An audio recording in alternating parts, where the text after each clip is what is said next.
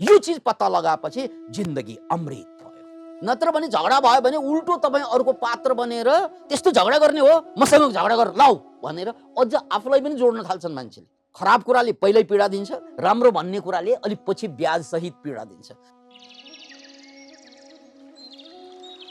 जसरी सुशील किराको उद्देश्य पुतली बनेर आकाशमा उड्नु हो, त्यसलाई मेटामर्फोसिस भनिन्छ। एउटा उदाहरण लिनुस्, सुशील किरा जब पुतली बनेर आकाशमा उड्छ त्यसको जीवनले पूर्णता पाउँछ, यसलाई मेटामर्फोसिस भनिन्छ।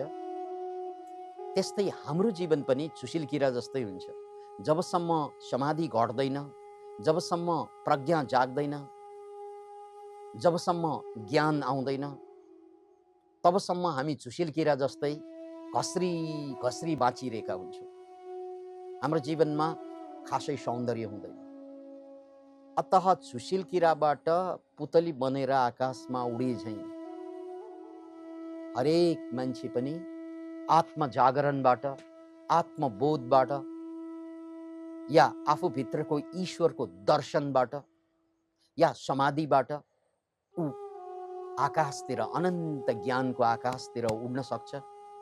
यही जीवनको उद्देश्य हो। बाँकी मान्छे त सुशील किरा भएर जन्मन्छन्, सुशील किरा भएर हुर्कन्छन् र सुशील किरै भएर समाप्त हुन्छन्। त्यो जीवनको उद्देश्य होइन। भले ही हामी सबै सुशील किरा जस्तै कमजोर सीमित कुरूप भएर जन्मे तापनि हाम्रो उद्देश्य त्यही एन्डिङ हुनु होइन। अतः यहाँबाट बाहिर आउनको लागि पतञ्जलिले अष्टाङ्ग योगको बाटो सुझाउनु भएको छ, समाधिसम्म पुर्याउनको लागि। अनि साधकहरूले साधना हिजो पनि गरेका थिए, आज पनि गरिरहेका छन् र भोलि पनि गर्नेछन्। तर साधना गर्नु पर्याप्त हुँदैन, साधना सिद्ध हुनुपर्छ। याद राख्नुहोस्, साधना गर्नु बेग्लै कुरा, साधनालाई सिद्ध गर्नु बेग्लै कुरा। चाहे त्यो मन्त्र योग होस्, चाहे तन्त्र योग होस्, चाहे ध्यान योग होस्, त्यो गर्न त सबैले गर्छन्। त्यसलाई सिद्ध गर्ने ताकत धरतीमा धेरै थोरै मान्छेको मात्र हुन्छ। याद राख्नुहोस्, त्यसलाई सिद्ध नगरिएसम्म ब्याक टु मङ्गलमान भनिन्छ नि। हामी साधना गर्दै जान्छौँ, बार बार फेरि पुरानै सुशील किराको जिन्दगीमा फर्किरहेका हुन्छौँ। कहिल्यै सुशील किरा बन्न नपर्ने गरी आकाशमा उड्नको लागि समाधि घट्नुपर्छ। यति त बुझियो। अब समाधि घट्ने यात्रामा त हामी सबै छौँ नै, तर त्यहाँ 9वटा दुश्मनहरू अगाडि आएर बसेका छन्। 9वटा राक्षसहरू। त्यो 9वटा राक्षसलाई तपाईले जित्दै अगाडि जानुपर्ने हुन्छ। त्यसैलाई चाहिँ पतञ्जलिले साधनाको अन्तराय भन्ने शब्द प्रयोग गरे। 9 अन्तरायहरू छन्। साधकले साधना गर्दै जाने बेलामा भेट्ने राक्षस मध्ये एउटा राक्षस हो, भयानक राक्षस, जसलाई यहाँ प्रमाद भनिएको छ। अतः प्रमादलाई नबुझिकन त्यसलाई जित्न सकिँदैन। नजितिकन अगाडि साधना बढ्दै बढ्दैन। तपाईको 16 स्टेपको ध्यानमै तपाई या त छिर्न सक्नुहुन्न, या छिर्यो भने पनि 16औं स्टेपमा पुग्न सक्नुहुन्न। त्यसैले हे आत्मन, हे पुण्यात्मन, आज हामी सँगै चिन्तन गरौँ यो प्रमाद के हो। किनकि यहाँ फेरि पनि यस्तो शब्द प्रयोग भएको छ जो हामीले कहिल्यै थाहा नै पाएका छैनौँ। थाहा नपाए पनि त्यसले हामीलाई बिगारिरहेको हुन्छ, परिणाम थाहा भइरहेको हुन्छ, त्यो चीज थाहा भइरहेको हुँदैन। हामीलाई दुरुस्त कोरोना जस्तै कसैले देखेकै होइन, तर हजारौं लाखौं मान्छे मरिसक्यो। अहिलेसम्म नाङ्गो आँखाले कसैले देखेको होइन र देख्ने पनि छैन। देख्ने को त वैज्ञानिकहरू, हामीले त देखेकै होइन। कोरोना नदेखे पनि कोरोनाको परिणाम देखिरहेका हुन्छ। धराधर मान्छे मरिरहेको हुन्छ। किन मान्छे त्यस्तै यो प्रमाद भन्ने पनि यो मानसिक कोरोना हो। देख्न त देखिँदैन। साधकहरूको लागि कोरोना नै बराबर हुन्छ। त्यसले धराधर साधकहरूलाई योग भ्रष्ट बनाइदिन्छ। योग भ्रष्ट शब्द पनि याद राख्नुहोस्। योग गर्दा गर्दै गन्तव्यमा पुगेन, समाधिमा पुगेन भने तिनीहरूलाई एउटा शब्दले सम्बोधन गर्ने गरिन्छ, योग भ्रष्ट। अब योग भ्रष्ट हुनु नराम्रो कुरा होइन। फेरि यो जन्ममा योग भ्रष्ट भए पनि अर्को जन्ममा त्यो योग भ्रष्ट पनि फेरि योगै गरेर अगाडि बढ्छन्। त्यसकारण याद राख्नुहोस् यो कुरा, खराब कुरामा सफल हुनु पनि असफलता हो। खराब कुरामा सफल हुनु पनि असफलता हो, असल कुरामा असफल हुनु पनि सफलता हो। यो डायलगलाई याद राख्नुहोस्। जस्तै खराब कुरा, कसैलाई मैले मार्ने कोसिस गरेँ, खराब कुरा, म सफल भएँ भने ज्यान मार।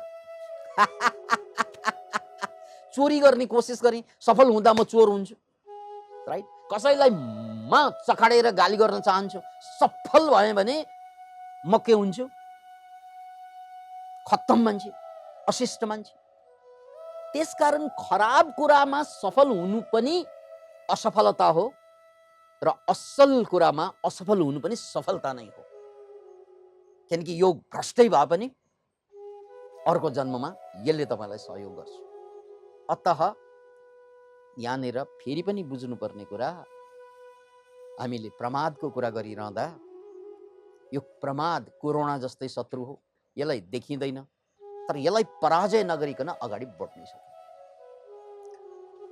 यो शब्दलाई भगवान बुद्ध या गौतम बुद्ध उनीसँग जोडेर व्याख्या गर्नुपर्छ। गौतम बुद्ध 80 वर्षको उमेरमा आफ्नो देह त्याग गर्दै थिए र 45 वर्षसम्म उनले प्रवचन दिए, धर्म चक्र प्रवर्तन गरे र अन्तिम मर्न अगाडिको उनको अन्तिम वाक्य के होला त? उनको अन्तिम सार स्वरूप, 45 वर्षको उनको टिचिङ्सको सार स्वरूप जुन सन्देश आएको छ, 45 वर्ष र त्रिपिटकमा उनका वचन संग्रहित छन्। यदि 500 पृष्ठको भोल्युम मान्ने हो भने पनि 30 भन्दा बढी भोल्युमहरू छन्। त्यो त्रिपिटक जो बौद्ध ग्रन्थ हो, त्यो सबै 15,000 पृष्ठको सार एउटै सेन्टेन्समा बुद्धले दिएर जानुभयो। त्यो के त भने, वय धम्मा संखारा अपमादेन सम्पादेथ। यो शब्दलाई म फेरि दोहोऱ्याउँछु, वय धम्मा संखारा, यानी सबै कुरा परिवर्तनशील छ, राम्रो पनि नराम्रो पनि। सबै कुरा परिवर्तनशील छ, राम्रो पनि नराम्रो पनि। त्यसकारण हे मान्छे, अपमादेन सम्पादेथ। अपमादेन भनेको प्रमाद नभइकन त्यसलाई सम्पादन गर्नु, गर्दै जानु। अब यसको रहस्य हेर्नुस्। प्रमाद भनेको बेहोसी, प्रमाद भनेको हेलचक्र्याइँ। किनकि बेहोस भएपछि त हेलचक्र्याइँ गर्छौँ हामीहरू। प्रमाद भनेको बेहोसी, प्रमाद भनेको हेलचक्र्याइँ। अतः यो हेलचक्र्याइँ जानेर पनि गरिन्छ, नजानेर पनि भइरहेको हुन्छ। दुई किसिमको हेलचक्र्याइँ, जानेर पनि नजानेर पनि। त्यसकारण हे साधकहरू हो, कुरो बुझ्नु, सम्पूर्ण तिम्रो साधनाको सबभन्दा ठुलो शत्रु मैले देखाउनु पर्छ भने त्यो तिम्रो हेलचक्र्याइँ या बेहोसी हो। र म शरीर छोड्दा छोड्दै तिमीलाई दिनुपर्ने ज्ञानको सबभन्दा ठुलो सन्देश के हो त? वय धम्मा संखारा। यो सबै संस्कार, यो सबै धर्म, यो सबै स्वभाव परिवर्तनशील छ। परिवर्तनशीलतालाई देख्नु ज्ञान हो। याद राख्नुहोस्, राम्रो कुरा पनि परिवर्तनशील हुँदैछ। त्यसकारण राम्रो कुरा पाउँदैमा तपाईँ धेरै मात्तिनु पर्दैन, किनकि यो जान्छ। खराब कुरा पाउँदैमा आत्तिनु पर्दैन, किनकि यो पनि जान्छ।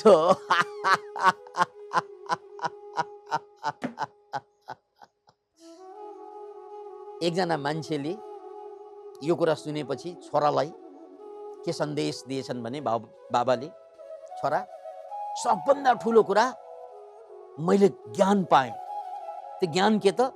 सबै कुरा जान्छ। This shall pass too. यो बाइबलको वचन पनि यस्तै छ। फेरि जिजसको सार पनि त्यही हो, दिस श्याल पास टु। यो पनि जान्छ। ल, यसलाई वालमा लेखेर राख्नु। सबै कुरा परिवर्तनशील भएकोले यो पनि जान्छ, केही गर्नु पर्दैन, यो पनि जान्छ। अनि छोरा चाहिँ खुसी भए, किनकि उसलाई पीडा हुँदा, दर्द हुँदा, समस्या हुँदा, कसैले गाली गर्दा, पैसा लस हुँदा, जाँचमा फेल हुँदा दुःख हुन्छ नि मान्छेलाई। झगडा हुँदा आफ्नो वालमा आएर हेर्छन् यिनले, यो पनि जान्छ। पढेपछि दङ्गला ठिकै छ नि त, गइहाल्छ नि, यो ठुलो कुरा भएन, एकदम रिल्याक्स भयो। तर एक दिन उनी झस्के र बाउलाई आएर भने, बुवा भएन, यो त भएन। के भएन छोरा? कस्तो आनन्द आइरहेको, यो पनि जान्छ, पढेपछि त मलाई गाह्रो भयो बाबा। किनकि मान्छेहरू राम्रो कुरा पक्डन चाहन्छ, छोड्नै चाहँदैन, नराम्रो कुरा राख्नै चाहँदैन। यही त मोह हो। त्यसकारण राम्रो कुरा पनि जान्छ, नराम्रो कुरा पनि जान्छ। राम्रो कुरालाई देख्ने, नराम्रो कुरालाई देख्ने जुन चेतना हो, ईश्वर हो, त्यो जाँदैन। त्यो नराम्रो कुरा घट्दा पनि छ, राम्रो कुरा घट्दा पनि छ। त्यसकारण राम्रो कुरा जीवनमा उद्देश्य होइन। मैले राम्रो कुरा प्राप्त गर्नु यो जीवनको उद्देश्य होइन। अधिकांश मान्छेको भ्रम के छ त भन्नाले, राम्रो कुरा, राम्रो कुरा, राम्रो कुरा। नो, राम्रो कुरा जीवनको उद्देश्य होइन। याद राख्नुहोस्, राम्री श्रीमती, राम्रो छोरा, राम्रो घर, राम्रो परिवार, राम्रो राम्रो, नो, यो जीवनको उद्देश्य होइन। किन? किनकि हाम्रो जिन्दगी भरको लिस्ट होइन त। तपाईको अहिले पनि इच्छाहरू, आकांक्षाहरू के? राम्रो कुरा, राम्रो कुरा, राम्रो कुरा, राम्रो कुरा। नो, यो जीवनको उद्देश्य होइन, किनकि यो पनि जान्छ।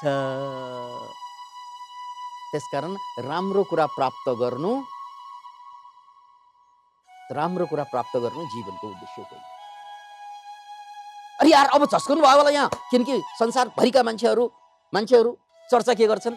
खराब कुरालाई फाल, राम्रो कुरा समात, राम्रो हो बाउ, राम्रो प्राप्त गर, राम्रो काम गर, राम्रो। नो, जसरी खराब कुरा काम लाग्दैन, राम्रो कुरा पनि काम लाग्दैन। किन? किनकि राम्रो कुरा जान्छ। जसरी खराब कुरा आज छ भोलि हुँदैन, राम्रो कुरा पनि आज रहन्छ भोलि हुँदैन, र गएपछि पीडा दिएर जान्छ। राइट? खराब कुराले पहिल्यै पीडा दिन्छ, राम्रो भन्ने कुराले अलि पछि ब्याज सहित पीडा दिन्छ। जस्तै तपाईको जीवनमा आएका राम्री जुन गर्लफ्रेन्ड, बोयफ्रेन्ड आए नि, जाँदाखेरि यिनीहरूले बहुत पीडा दिएर जान्छ। कति मान्छेलाई त आत्महत्या गराउन बाध्य पारेर जान्छ। किन इमेजिन? त्यसकारण जीवनमा राम्रो कुरा प्राप्त गर्ने जीवनको उद्देश्य होइन। जीवनको उद्देश्य के हो त भन्नाले, साक्षी बन्नु। राम्रो आउँछ जान्छ, खराब आउँछ जान्छ। म न राम्रोसँग टाँसिनुपर्छ, म खराबसँग टाँसिनुपर्छ। हो, अब आज हामी प्रमादको कुरा गर्दैछौँ मित्र। अब यो कुरा बुझ्नुहोस्, आज जिन्दगी भर मान्छेले खोजेको कुरा के त भन्नाले राम्रो कुरा खोज्छन्। मलाई राम्रो चाहियो, यो राम्रो चाहियो, त्यो राम्रो चाहियो, त्यो राम्रो चाहियो, यो राम्रो चाहियो। यो राम्रो चाहियो भनेर खोज्नु नै साधकको प्रमाद हो। प्रमाद भनेको बेहोसी। उसलाई थाहा नै छैन यो राम्रो कुरा भनेको पनि ब्याज सहित दुःख दिएर जान्छ भनेर। चाहे श्रीमानलाई हेर्नुहोस्, श्रीमतीलाई हेर्नुहोस्, छोरालाई हेर्नुहोस्, छोरीलाई हेर्नुहोस्, तपाईँले कमाउनु भएको सम्पत्तिलाई हेर्नुहोस्, यी सबै राम्रो कुराले अन्ततः यिनीहरूले जाँदा, छोडेर जाँदा दुःखै दिएर जान्छन्। हो होइन? राइट? अब हामी प्रमादी मान्छेहरू, प्रमादमा बाँच्ने मान्छेहरू, अनि हामीलाई के लाग्छ त भन्नाले नराम्रो त छोड्नै पर्छ, नराम्रो त फाल्नै पर्छ, नराम्रो बानी हटाउनै पर्छ, राम्रो बानी जोड्नु पर्छ। नो, यो मूल उद्देश्य होइन। हो, नराम्रो बानी भन्दा राम्रो बानी राम्रो हो, त्यसमा त शङ्का छैन। नराम्रो कुरा भन्दा राम्रो कुरा राम्रो हो, त्यसमा शङ्का छैन। तर त्यो पनि बन्धन हो। त्यसले पनि समाधिलाई रोक्छ, त्यसले पनि आध्यात्मिक यात्रालाई रोक्छ, त्यसले पनि मुक्तिलाई रोक्छ। त्यसकारण मैले जीवनभर जुन राम्रो खोज्छु नि, त्यो खोज्नै पर्दैन। किनकि परिवर्तनशील संसार भएपछि नखोजे पनि आउँछ त्यो। नखोजे पनि नखोजे पनि बिहान हुँदैन। रातमा गएर सुत्छु, मैले नखोजे पनि बिहान हुन्छ, राइट? मैले नखोजे पनि पानी पर्छ, मैले नखोजे पनि फलफुल फल्छ, मैले नखोजे पनि सास भित्र छिर्छ। राम्रो कुरा होइन छिर्नु, श्वास छिरेन भन्ने मान्छे मर्छ। मैले नखोजे पनि त जीवनमा राम्रै राम्रो भइरहेको होइन र? Can you imagine it? त्यसकारण जीवनमा मैले नखोजे पनि राम्रो कुरा आउँछ, मैले खोजे पनि राम्रो कुरा नआउन सक्छ। कतिपय राम्रो कुरा मैले खोजे पनि नआउन सक्छ। त्यसकारण यो राम्रो कुरा आइसकेपछि नराम्रो कुरा आउँछ, नराम्रो आइसकेपछि राम्रो आउँछ। यो त प्रकृतिको नियम हो। हे सुतुवा मान्छे, सुतुवा भनेको प्रमादमा बाँचेकाहरू। ऊ जिन्दगीभर नराम्रोसँग लडेको हुन्छ, राम्रोलाई खोजेको हुन्छ। मान्छेको पीडा हेर्नुहोस् त, ऊ जिन्दगीभर नराम्रोसँग लडेको हुन्छ र राम्रो कुरा खोजेको हुन्छ, नराम्रोसँग लडिन्छ। उसले पनि तपाईँलाई दुःख दिन्छ र राम्रो कुरा खोजिन्छ, त्यसले पनि दुःख दिन्छ। किनकि त्यो नपाउँदा पनि दुःख, पाउँदा पनि फेरि त्यसले छोडेर जाला भन्ने डरले दुःख हुन्छ। त्यसकारण राम्रो खोज्नु पनि सुतुवा मिजास हो। यो सुतुवापन, आँखा त खुलेको छ तर चेतना सुतेको छ। त्यसकारण हामी आँखा खोली खोली सुत्ने सुतुवाहरू।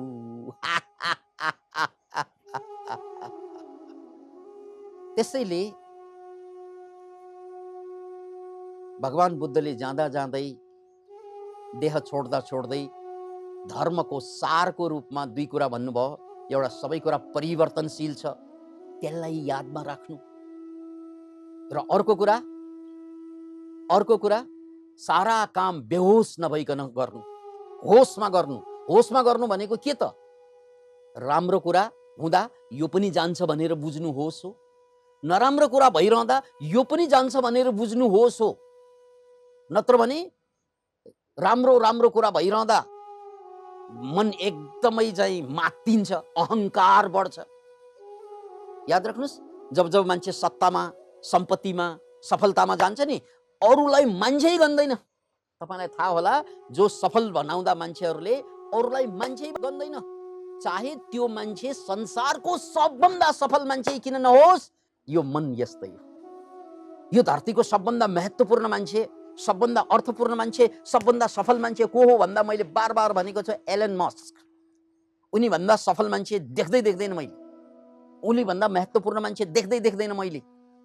तर उनी पनि प्रमादी नै हुन्, यो कुरा बुझ्नुहोस्। उनी भौतिक रूपमा गजबको मान्छे हो, सांसारिक रूपमा उनी भन्दा माथि मान्छे देख्दैन यो युगमा, सांसारिक रूपमा, भौतिक रूपमा। तर मानसिक रूपमा, आध्यात्मिक रूपमा उनी पनि प्रमादी नै हुन्। उनलाई पनि सबैलाई लाग्ने रोग प्रमादले सताएको छ। त्यसकारण एलन मस्क सम्मको लेभलमा पुग्दा पनि मान्छे अवेकन्ड हुँदैन, मान्छे जागृत हुँदैन, मान्छे चेतनाको स्तरमा सुतेकै हुँदा रहेछ। उदाहरण के त भने, एलन मस्कले बार बार आफ्ना प्रतिद्वन्दीहरूलाई उडाउने गर्छन्।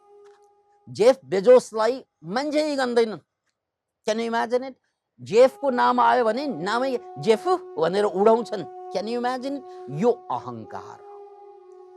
किनकि मान्छे सफल हुँदै गएपछि अरू मोटु, छोटु, खोटु उसको साइजै सानो पारिदिन्छ मान्छे। उसले जेफ बेजोसलाई मिस्टर जेफ बेजोस भन्नुपर्ने मान्छे, संसारको सबभन्दा धनी मान्छेलाई जेफु भन्छ। अनि मेरो अगाडि ऊ केही होइन भन्ने उनको बुझाइ हो। किन इमेजिन? भनेपछि अरू मान्छेलाई त भुसुना गर्दो रहेछ मान्छे सफल भएपछि।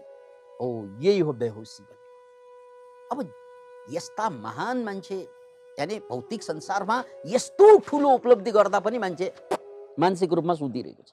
Can you imagine? चेतनागत रूपमा सुतिरहेको छ। अनि त्यसकारण उनको एकपछि अर्को डिभोर्स भइरहेको छ नि। किन डिभोर्स यस्तो बार बार हुन्छ त भन्नाले, यो सुतेको मान्छे अहङ्कार उठेको छ, चेतना सुतेको छ। हेर्नुहोस् त, मान्छेको चेतना जति जति सुत्छ नि, त्यति त्यति अहङ्कार उठ्दो रहेछ। त्यसकारण उनको डिभोर्सको कुरा गरौँ, या बिल गेट्सलाई त उनले एउटा नमिठो शब्द प्रयोग गरे। बिल गेट्स के हो र? उनी मूर्खै त हुन्। Can you imagine it? Bill Gates उनलाई पनि मूर्ख भनिदियो। अब यो मैले एलन मस्कको आलोचना गरेको होइन, यो मान्छेको चेतना कसरी सुत्छ भनेर बताएको। Can you imagine? तपाईँ सांसारिक रूपमा लखपति होस् या अरबपति होस् या खरबपति होस् या कुनै श्रीमतीको पति होस्, जति मान्छे मालिक बन्छ नि कसैको केही चिजको, उति उति अहङ्कार जाग्दो रहेछ, चेतना सुत्दो रहेछ। त्यसैले जेफ बेजोसको कुरा गर्दा या एलन मस्कको कुरा गर्दा या चाहिँ अरू कुनै पनि बिल क्लिन्टन जस्ता मान्छे, यी सबै मान्छेको अहङ्कार बेला बेला सर्पले फन उठा जस्तै स्वाफा गरिरहेको हुन्छ। त्यो किन त्यस्तो भएको त भने त्यही चेतना सुतेको कारण, त्यही प्रमादको कारणले गर्दा। त्यसकारण बुझ्नुस् मित्र, जति जति मान्छे सफल हुँदै जान्छ, राम्रो कुरा बन्दै जान्छ नि, रावण पनि त कम्ताको होइन नि, कम्ताको तपस्वी होइन। उनले तपस्या गर्दा हरेक पल्ट आफ्नो टाउको काटी काटी चाहिँ भगवानलाई शिवजीलाई चढाउँदै तपस्या गरेको मान्छे हुन्। किन पाएन? तर त्यो सबै सफलताबाट के आयो त भन्नाले अहङ्कार। त्यो अहङ्कार नै उनको पतनको कारण भयो। अतः साधनाको सबभन्दा ठुलो बाधामा यो जुन अहङ्कार जाग्छ, त्यो अहङ्कार किन जाग्यो त भन्नाले याद राख्नुहोस्, बेहोस भएर जाग्यो। अनि बेहोसी के त भने यो पनि जान्छ भनेर थाहा नभएको। बेहोस के त भने यो पनि जान्छ। जस्तै अहिले म बडो खुसी छु, कति बेर कतिन्जेल म खुसी हुन्छु। अहिले म बडो ठिक ठाउँमा छु, कतिन्जेल ठिक ठाउँमा हुन्छु।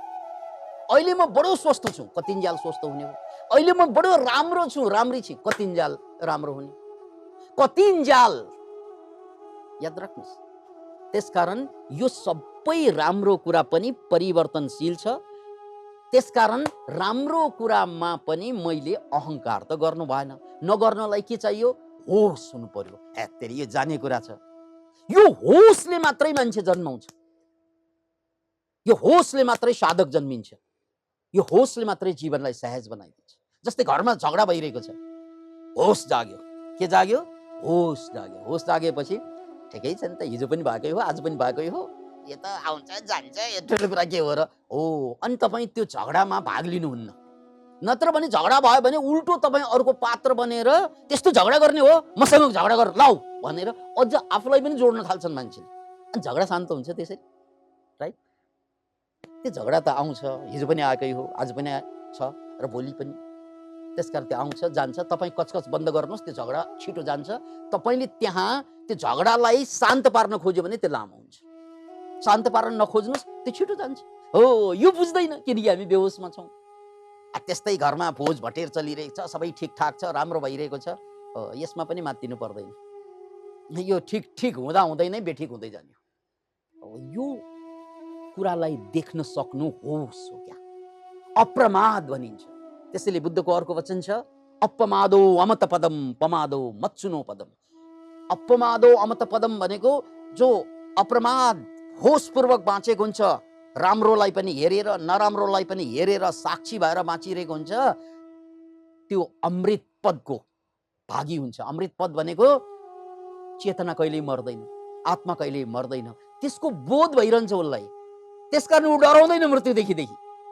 किन त भन्नाले मर्ने त शरीर हो, परिवर्तनशील त शरीर र संसार हो, समाज परिवर्तनशील छ, परिवार परिवर्तनशील छ, घरबार परिवर्तनशील छ। त्यसकारण मेरो कुनै पनि मोहर नै छैन यसमा। किन कि त यो त आउँछ जान्छ, राइट? यसरी बाँच्नु भयो भने तपाईँ क्षण क्षणमा अमृत पदमा पुग्नुहुनेछ। अपमादो अमत पदम, अमत भनेको अमृत, पमादो मत्सुनो पदम। अनि जो प्रमादमा बाँच्छ त्यो त क्षण क्षणमा मृत्युतिर बढ्छ। मृत्यु भनेको पीडा, दर्द, समस्या होइन र? हाम्रो लागि मृत्यु भनेको त ठुलो पीडा। र त्यो किन आउँछ त भन्नाले क्षण क्षणमा मृत्यु आउँछ। मृत्यु जस्तै पीडा हुन्छ यदि तपाईँ बेहोस भएर बाँच्नु भयो भने। अनि हामी जम्मै बेहोसमै छौँ। किनकि राम्रो आउँदाखेरि अहङ्कार जाग्छ, खराब हुँदाखेरि धिक्कार जाग्छ। तेरी म पनि मान्छे। कतिले आत्महत्या गरिदिन्छ खराब कुरा आयो भने। खराब आयो भने आफूलाई धिक्कार्ने यसरी, राइट? राम्रो आयो भने याहु कसले गरेको, मैले गरेको, म नभएको भए हुन्थ्यो यो काम, मेरो मेरो कुरा नसुनेको भए हुन्थ्यो, म अरे यार अलिकति राम्रो के हुन्छ, अहङ्कार सर्प जस्तै खराब भयो भने धिकार, ल जिन्दगी केही छैन, क्या अर्थै छैन, ऊ मर्न खोज्छ। Can you imagine it? अनि डिप्रेसनमा जान्छ, खराब भयो डिप्रेसनमा जान्छ, राइट? राम्रो भयो अहङ्कारमा जान्छ, घमण्ड, सानो सानो कुरामा घमण्ड, यो हो बेहोस। त्यसैले यो भगवान बुद्धको वचनलाई फेरि पनि धारण गर्नुहोस् मित्र। द भेरी सिम्पल वचन छ। आफ्नो 45 वर्षको टिचिङ्स, पुरा टिचिङ्स दुई चिजमा मात्रै आधारित छ। एउटा कुरा चाहिँ सबै कुरा परिवर्तनशील छ, यो सत्य, र अर्को कुरा प्रमाद भयो भने यानि बेहोस भयो भने परिवर्तनलाई देख्दैन मान्छेले। बेहोस भयो भने परिवर्तनलाई देख्दैन। यो बेहोस भनेको साँच्चै शारीरिक रूपमा फिजिकल्ली नै बेहोस भयो भने त कुरै सक्यो, त्यो भनेको होइन। के बेहोस? चेतना बेहोस, मन बेहोस, राइट? यो मन बेहोस भनेको कसरी थाहा पाउने? जब परिवर्तनलाई देख्दैन मन बेहोस भयो। बुझ्नुहोस् है, एकदमै अहिले कोरोना काल छ, कति मान्छे कोरोनाले कम, यो डिप्रेसनले बढी मरिरहेका छन्। कोरोना कालमा यति मान्छे आत्तिरहेको छ, यो जम्मै आत्तिएर कोरोना छिटो छिटो लागिरहेको, कोरोना लागेर मरेका हुन्छन् नि, ला कोरोना लाग्यो मलाई खत्तम भए भन्ने यो नेगेटिभ विचार आउन साथ मरेका छन् कति मान्छे, किनकि इम्युन सिस्टम डाउन हुन्छ। त्यसकारण यो कुरा बुझ्नुहोस्, यो कोरोना कालमा पीडित हुने सबभन्दा बढी को भइरहेको छ त भन्नाले जो बढी भन्दा बढी प्रमादी छन्, बेहोसमा छन्। होसमा भएको भए के हुन्छ? तेरे 100 वर्ष अगाडि आएकै हो, त्योभन्दा अगाडि पनि आएकै हो, आएर उनीहरू गएकै हो, तिनीहरू गएछ भने यो पनि जान्छ, राइट? मैले त आफूलाई सम्हाल्ने हो, कोरोनासँग डराउने होइन, आफूलाई सम्हाल्ने हो, राइट? कोरोना आउँछ, कोरोना जान्छ, के ठुलो कुरा, के ठुलो कुरा हो? त्यो आउँछ जान्छ, त्यो प्रकृतिको नियम हो। यसरी बुझ्नु भएको भए होस हो यो, त्यो कोरोनाबाट पीडित हुनु पर्दैन। त्यो कोरोना आएको बेलामा मैले व्यापार गर्न सकेन होला, मेरो अरू काम रोकियो होला, कोही कोही बिरामी पर्यो होला, तर त्यो बेला मैले गर्न सक्ने अरू राम्रा काम पनि त छन्, पोजिटिभ कुराहरू पनि त छन्। त्यसैले होस भनेको जीवनदायिनी चिज। यो जीवनमा दुई कुरा मात्रै महत्त्वपूर्ण छन्, एउटा सारा संसार परिवर्तनशील, सबै कुरा परिवर्तनशील भनेर बुझ्नु, र अर्को कुरा बेहोस नभइकन होसपूर्वक बाँच्नु, परिवर्तनलाई हेरेर बाँच्नु। यस्तो भइदियो भने साधकले साधना गर्दा अल्छ्याइ गर्नै सक्दैन, हेलचक्र्याइ गर्नै सक्दैन, किनकि दुःख आउँछ, यो पनि जान्छ थाहा छ, अब भोज भटेर हुन्छ, यो पनि जान्छ थाहा छ, राइट? यो सबै कुरा आउने जाने हो, तर मेरो कर्तव्य के त? साधना गर्ने हो। याद राख्नुहोस्, यो सबै कुरा संसारमा आउँछ जान्छ, रोग आउँछ जान्छ, समस्या आउँछ जान्छ, यी सबै आउजाउ गर्ने हो, तर मेरो कर्तव्य के त? अहिले मेरो कर्तव्य के त भन्नाले कुनै पनि मूल्यमा योग गर्ने, कुनै पनि मूल्यमा ध्यान गर्ने, कुनै पनि मूल्यमा समाधिसम्म पुग्ने, मेरो कर्तव्य त यति मात्रै हो। किनकि यो आउजाउ गर्दैन, एकचोटि समाधि घटेपछि न त्यो आउँछ न त्यो जान्छ। त्यो तपाईँ मानव आकाश भए जस्तै, आकाश न आयो न जान्छ, पृथ्वी आउँछ जान्छ, ब्रह्माण्ड आउँछ जान्छ, तर आकाश हिजो पनि थियो, आज पनि छ, भोलि पनि रहन्छ। तपाईँको चेतना आकाश पनि त्यस्तै हो, शरीर आउँछ जान्छ, रोग आउँछ जान्छ, जवानी आउँछ जान्छ, तर यो चेतना न आउँछ न जान्छ, यो हिजो पनि थियो, आज पनि छ, भोलि पनि रहनेछ। यो चिज पत्ता लगाएपछि जिन्दगी अमृत भयो, दुःखमा पनि सुखमा पनि। जय होस्।